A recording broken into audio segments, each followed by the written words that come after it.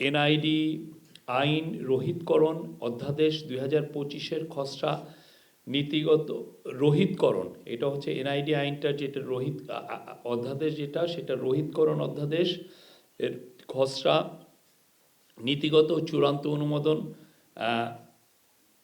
সংক্রান্ত উপদেষ্টা পরিষদের সিদ্ধান্ত বাতিলের প্রস্তাব অনুমোদন হয়েছে। আমরা কিছুদিন আগে ন্যাশনাল ডাটা অথরিটি করার একটা প্ল্যান ছিল, এই বিষয়ে প্রস্তাব এসেছিল এবং এই প্রস্তাবের উপরেই আসলে বাংলাদেশের বা পুরো পৃথিবীতে যে ডেটাটা সেটা আসলে একটা মূলত একটা অথরিটি দেখেন, একটা সেপারেট একটা অথরিটি, কিন্তু বাংলাদেশের ক্ষেত্রে ইলেকশন কমিশন এটা দেখছেন।